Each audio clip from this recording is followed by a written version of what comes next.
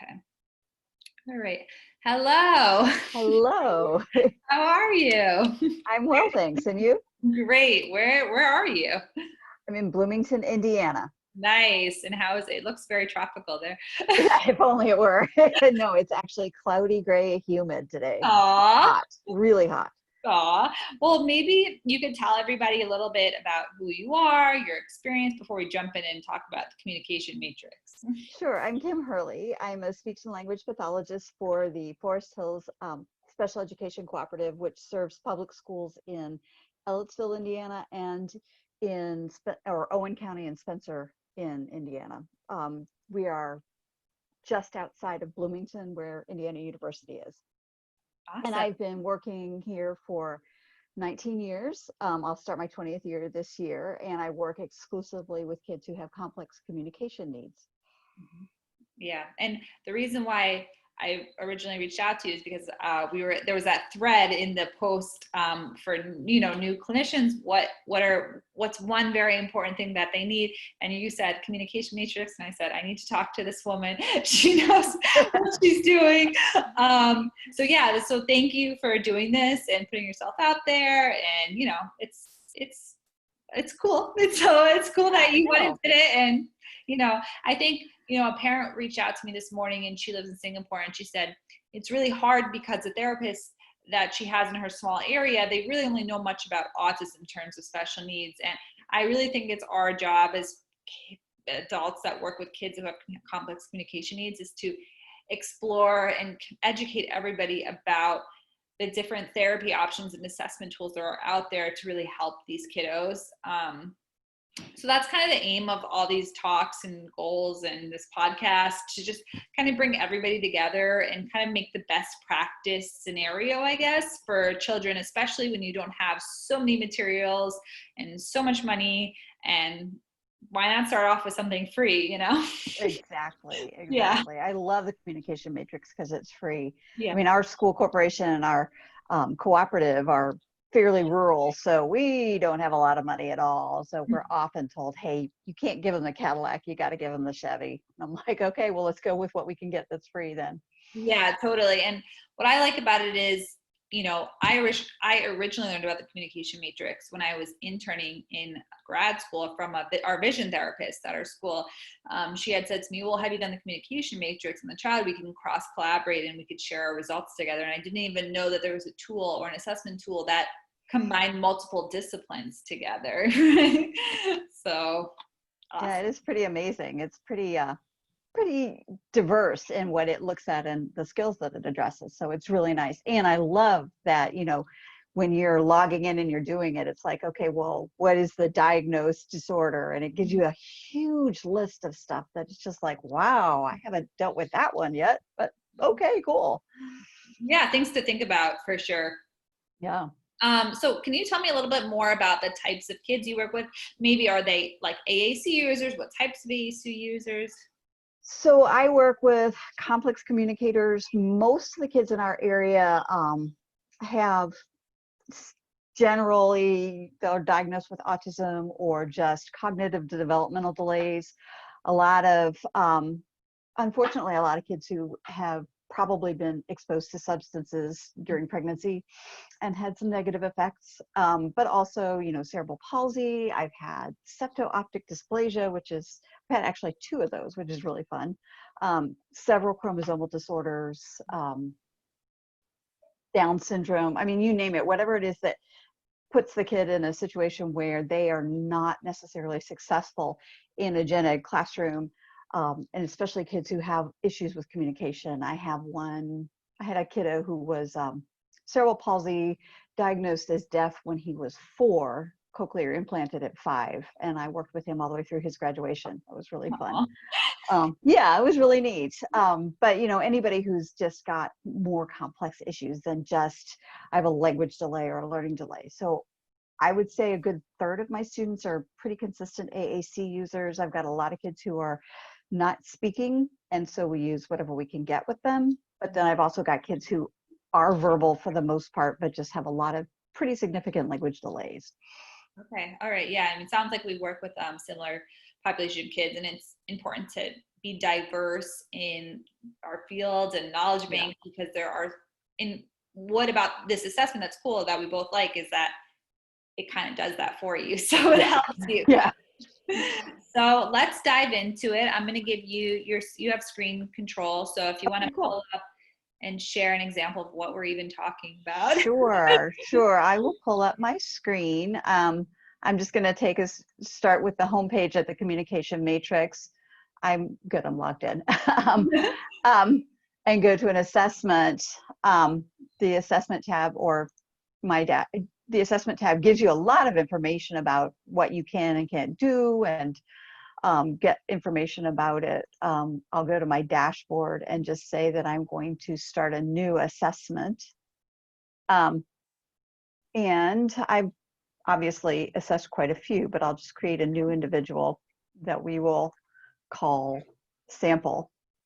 Cool. Love sample. Yes. Not all fields are filled out, no kidding. My relationship, I am a therapist. That's from a drop-down menu that gives you speech language pathologist, but you can be a therapist, parent, teacher, other. Does the primary diagnosis involve autism? I don't know. Should we have our sample person have autism or no? I feel like whatever you want. Most of my students have some form of autism. Okay. So we will say that the specific disorder is autism rather than Asperger's, Rett's, or some other PDD, NOS, or other disorders. Does the primary diagnosis involve deaf-blindness? Not in this case. I don't usually deal with a lot of deaf-blind students. I have had kids with vision impairments and hearing impairments, but not fortunately combined. So what diagnosis or cause has been determined?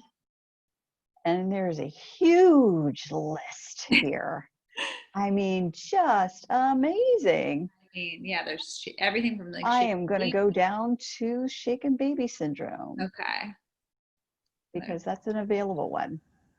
Other diagnosis, insert specific impairment here. Let's say motor impairment. Yeah, motor impairment. Yeah, different ones we've worked with, right? Yeah.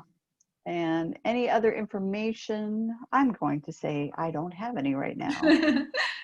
So we are going to say that they have severe autism, moderate cognitive impairment, no hearing impairment, severe learning disability, other health impairment, no, physical impairment, moderate, speech and language, severe, vision, we're going to say none. Other impairment, we'll say none. Source of diagnosis, we are going to say that it was confirmed by a medical or educational professional. And let's say their birthday is January, 2015. That'll put them coming into kindergarten. And that they are a boy. And primary language, English. At least that's mostly what I deal with in my community. Interestingly, I haven't had a lot of Spanish-speaking kids yet, although we do have a growing population of Hispanic immigrants. And what country do they live? The United States. Let's say they live in Indiana, because that's where I am. And their race is white, because unfortunately we are very, very non-diverse in our community. Unfortunately. Individual's ethnicity is not Hispanic or Latino. And we are going to say child to refer to them. And this is nice. I mean, the last few questions are, I think demographics more or less for the communication matrix team also. But, it really gives you the required questions, the non-required questions, so you could really put together a good assessment from the team. And it was nice that you showed the options for the therapist, the speech pathologist, the parent, because we could ask all the team members to do this to kind of get an idea of are we all going in with the same approach for the kid, right? Absolutely. I actually like to print the questions out and give them to people and then take their responses and kind of work with what they say as well as what I'm observing. And that way it's not just me. Right. But yeah, I can also have them log in and fill out their own assessment, but it's kind of nice to, know that they can do that and I can do that and we can work together. Right. And so it brings me right to my assessment screen where I'm going to say that I start from scratch, but you can go back on an assessment you've done before and update it, or you can say I'm entering data from a printed version. And so I'm that's what gonna, we usually do, the printed version. yeah, yeah. I mean, I've done that some, but a lot of times I will just do mine just from scratch. So Okay. I will start here. If I've, sent it home to parents and got something back, then I will enter data from a printed version too. And then it has like all the bottom, like help on scoring, tips on communication devices. There's like always. Yeah. There is so much there that you can really, really learn from. Yeah, defining mastered versus emerging. Do they do it independently? Or do they do they do it inconsistently? Is it when they're prompted? That would be an emerging skill as opposed to a mastered skill, which is really nice Yes. if you don't know. So once you click how you're doing this, they actually bring you pretty much, they try to get a baseline for where they're going to start with your questions. So the first question starts at the very lowest in case you need to start really low. You know, can you even tell what your child wants? And they give some pretty good examples of that. The only way I know that he wants something is because he fusses or he whines when he's unhappy or uncomfortable, and he smiles, makes noises, or calms down when he's happy and comfortable. And then they say, does this describe your child? And it's not just a nice binary yes, no. It's yes, that describes my child, or no, my kid isn't even doing that, or no, my kid has surpassed that. Which is really nice, because that no could be two different things. And I like that they give you that, oh gosh, no, I don't even see that skill. Or, nah, we're really past that. I don't want to answer those questions. But we're going to say yes, because we're going to say this kid is pretty severely impaired, just so we can kind of look at those bottom level questions. And I love that it brings up some videos to give you some examples. Can you tell when your child is uncomfortable, like in pain, wet, or hungry, or startled? And they've got a nice picture of babies expressing discomfort, but they've also got a video that you can watch showing a baby who's in discomfort. We're going to say yes. And then, oh, you're not done. you get to tell some more. How do you know your baby's uncomfortable? Do they show some body movements like stiffening in their posture, twisting and turning away? And you can say they don't do that at all, or maybe that's emerging, or maybe that's mastered. I've yet to see a child who hasn't mastered expressing discomfort, but I suspect it could happen.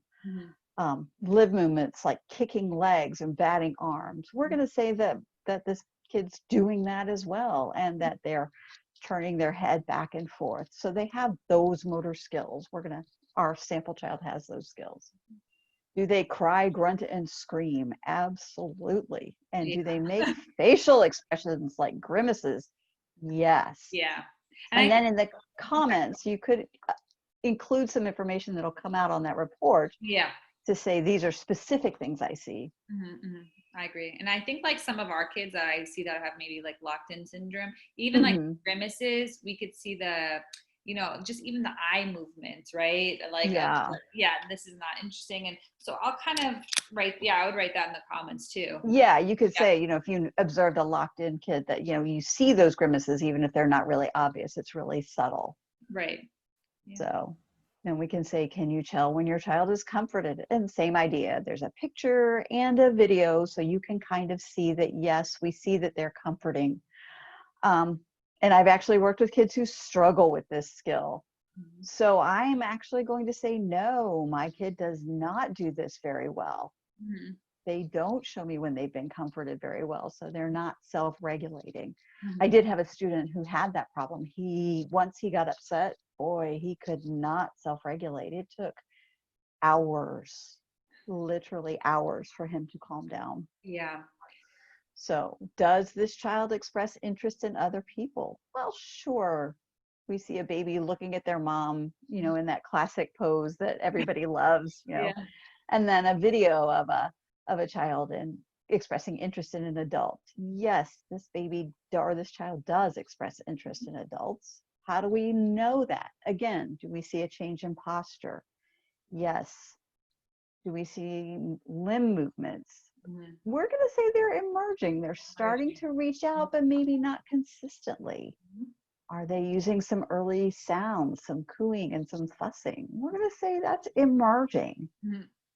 How about facial expressions like a smile? And again, we're going to say emerging. This little kid is still not sure about dealing with people. I like this. And I like how, like, if you go up to the top a little bit, the first one it asks you was about the body movements, because Mm-hmm. sometimes we, overlook a lot of successes for our kids that we're working with. And this kind of, I think, in a way, helps reframe everyone's thoughts like, oh, you know what?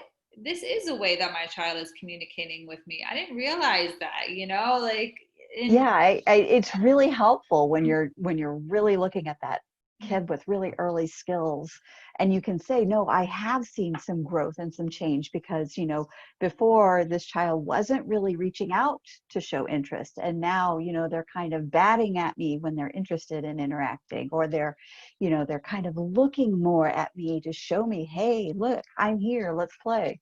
And that's something I think parents aren't used to really noting those skills. But when you can say, oh no, that's really important, I've got the data on that, then that Yeah. really helps us parents to be reassured. Oh yeah, they are making progress. Things are changing. Yeah. And just showing like that even this is a question that we have, that we're asking is because, one child, if we're looking at one child versus the other, whatever, we have to like understand that there are differences. So, Yeah. growth is in differences, and like we can really push through a lot of these things and show that there is change and there is growth. And this is something we could actually tangibly work on. Yeah, exactly.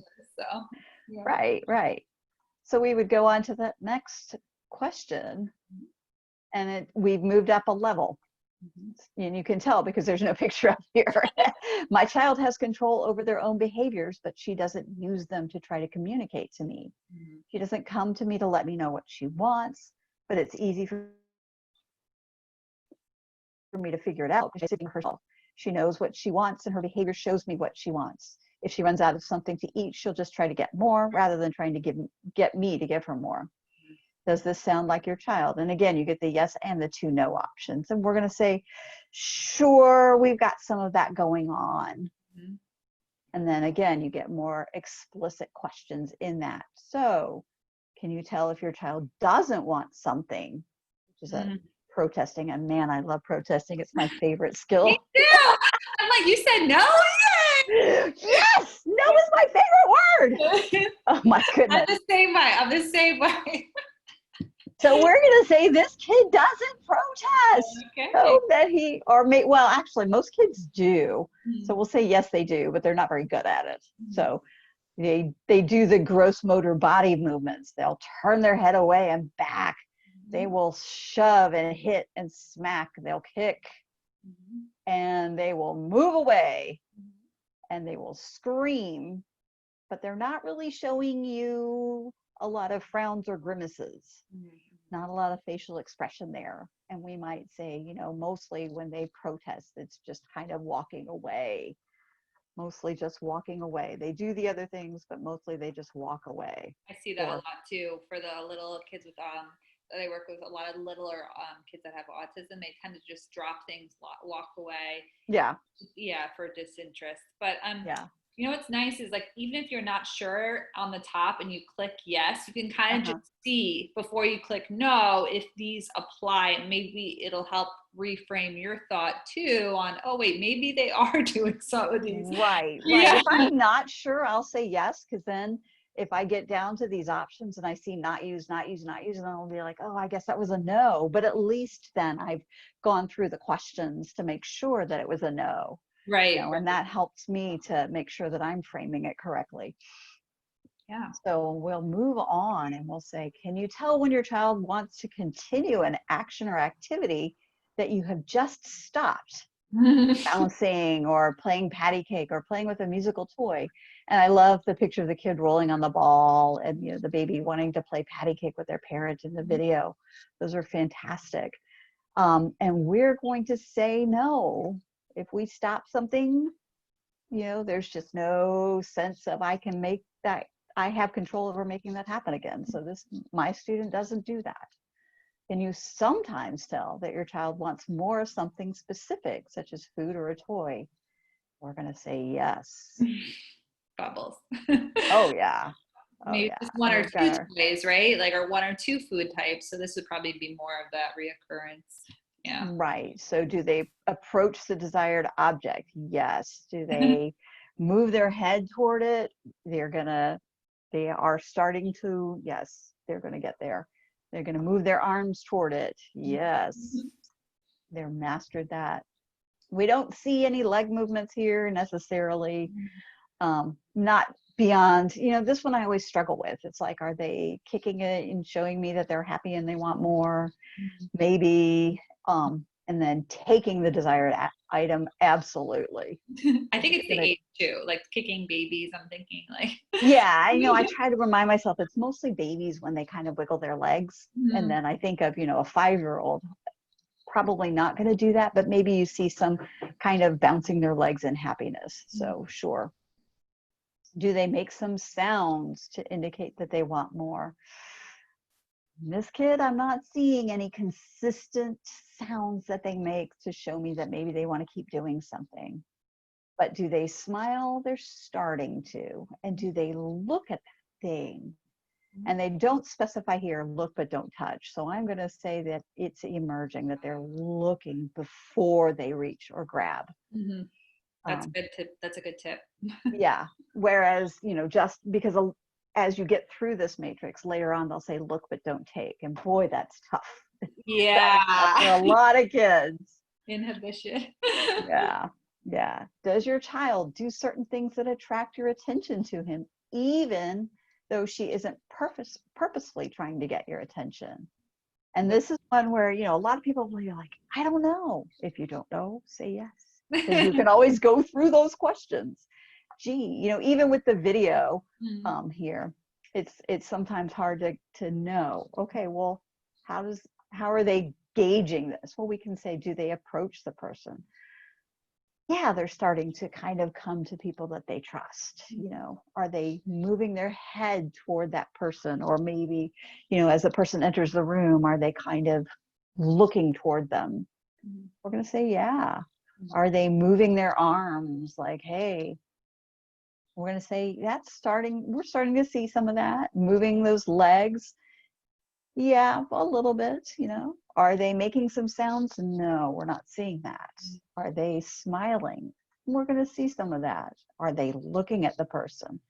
We're starting to see that. So, you can say, okay, maybe they do that. Yeah. So we've leveled up again. Now we're going to look at my child clearly tries to communicate his needs to me through gestures, sounds, or language. Gestures such as pointing, shaking their head, tugging at my arm, or looking back and forth between me and what he wants. Boy, that joint attention thing. Making sounds like squealing, or using any kind of language or symbolic communication. And we're going to say, nope, that is beyond this child's ability. So we click our next, and we've pretty much done our assessment. Amazing. So yeah, and it's great. You don't have to do more than you need to. You don't have to answer those questions if it's beyond your child. The graph is really my favorite thing when you get done and you get this lovely leveled matrix, with your levels of communication skills, and then the little columns telling you different kinds of communication, and then the color coding boxes with, are they not using these at all? Are those skills emerging? Are they mastered? Or has this child surpassed it? And it's really nice to see, because if you can repeatedly assess a child, and I've done this and really made parents feel good, where, I'll say, here's last year's matrix, and, you can see these mini boxes shaded, and then here's this year's matrix, and look at all the boxes we've got shaded, and they're like, wow, they really have grown. They've really gained some skills. And I'm going, yes, it's really exciting. Yes. Yeah. I also like to use it because these boxes are organized in columns, and they group those columns into at least some minimal communication functions. Mhm. So, you've got a whole column for refusing, you've got a column for obtaining or requesting, some social skills, and then some information skills in terms of communicating information. And I love that because I love to be able to show parents, hey, your kiddo is doing great with the refusing, and they're doing great with the obtaining and the requesting, but we see a lot of gaps here in those social skills. Mhm. And boy, communication is a social activity. Mhm. And we need to work on your child understanding that they can gain that social closeness with communication. Mhm. It's not just about exchanging those text cards. We need to do more. Mhm. Do more. Yeah, that's great. I mean, I love, so when you are writing your goals, so like, so this child, let's say they really Mhm. mastered, they're not mastered, but they're pretty much on level 1, level 2. Would you say, like, what would I would probably say they're pre-intentional with scattered intentional behavior. How would you write that? I would pretty much say, this child is not using symbolic communication at this point, and they're really still learning how to show us what they're feeling or what they're doing, and what they want us to do. So pre-intentional might be something my parents would or wouldn't understand, depending. Mhm. Intentional, I could kind of explain. Intentional means at least they know they can do something to let me know something. Mhm. And that's where we need to see some more work. Mhm. And that their pre-intentional would be, we can pretty much figure them out. They're doing these behaviors that eventually they'll figure out, oh, when I smile, mom smiles back at me. Mhm. When I reach for something, mom gives it to me. Woohoo! But babies don't know that until they do that skill enough times and Mhm. test it enough times, just kind of like the high chair test. Man, I hated when my kids were in the high chair test phase, where you put the food on the high chair tray and they shove it to the floor, and put some more food on the tray and they shove it to the floor, and you put some more, and I mean, they're testing what happens when I throw this on the floor. And I knew that when my kids did that, and it still drove me nuts, but it was something I knew they had to get through. Yeah. They did eventually, and eventually you're just like, okay, I have put 5 pieces of cheese on the tray here, and you've thrown 5 pieces of cheese on the floor. So I'm not going to put any more on there, and I'm going to clean up the floor and put you on the floor because you're all done. So, you know, they also learn, okay, we've tested mom long enough, and now we can't do it. Yeah, and that's how you develop those social interactions that leads to communication, which is like that whole idea of this thing. And like, I think what's really nice about this is, so do you take this test and create goals from your results? Absolutely. Okay. So I would look at this child and I'd say, well, they're doing pretty well with the obtaining more of something. They still don't know that they can continue an action, though. So I would be looking at, how can I work on letting this kid know, hey, when we're doing something fun, like we're swinging or blowing bubbles, hey, let's do more of that, Mhm. and helping that child. So I might work on establishing a goal for continuing an action. Mhm. Um, and I feel it's very important to write goals about attracting attention. So since that's an emerging skill, Mhm. I might monitor that, but I might, kind of nudge something in there Mhm. so that we are still working on attracting attention. And then I also might say, okay, I want to get this kid into some of those early unconventional communication skills. Mhm. So maybe, we're working on, continuing an action, but I might just, jump up to the next level and Mhm. say, okay, well, let's, put one of those Big Mac buttons next to that big ball. My little kid likes to roll on that big Mhm. ball. And as they're rolling forward, their hand touches that Big Mac button and says, roll some more. And Yeah. we roll back, and then we roll them forward, and they hit that button and it says roll more. And so we roll back and we roll forward. And every time they roll forward and they hit that button, they are, continuing that action and learning that they can make that happen.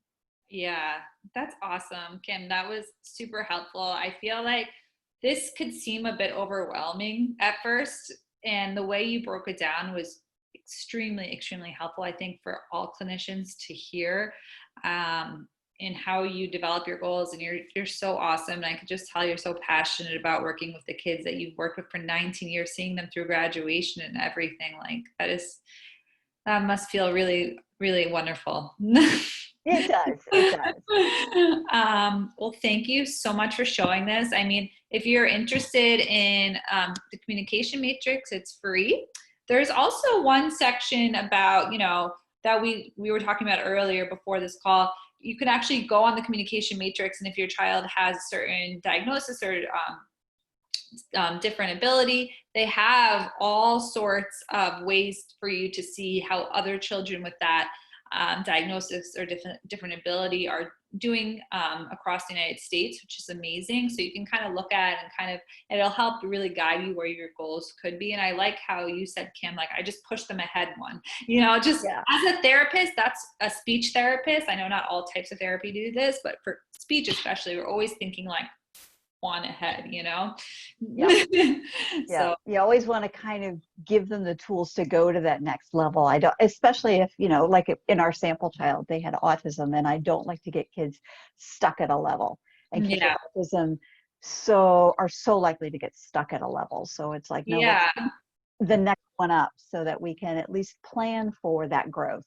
Yeah. And I know, I mean, from the Leaders Project, to do such a good job of, I've watched all those videos of like drilling into your brain that if you don't give the child a proper assessment, you fail them through their whole IEP in school, because they'll never have the proper goals, and they'll never be, and really to their potential. And if they switch therapists, it's a whole mess. So having something so like standardized and concrete, easy to use, and what's great is like comparing with all the other team members and sending it home to the parents. It's a little bit of work in the beginning, but I think a long-term gains for the kiddo. So absolutely. Yeah. Absolutely. And it's so nice to have something that, you can actually look at and say, wow, I have an assessment for this kid that, I don't think is accessible, right? Because they've aged out of the PLS, or they've aged out of, the Rossetti. And it's like, but that's kind of the level where my kid is, I think. And you're like, well, what do I do? Well, hey, the communication matrix is right there. There's no age minimum there. Just skills. So you're just going by the skills. And that's so helpful. Thank you. Thank you so much. And thanks for taking your time to go over everything with us. Well, you're welcome. This was a lot of fun. Bye, Kim. Bye.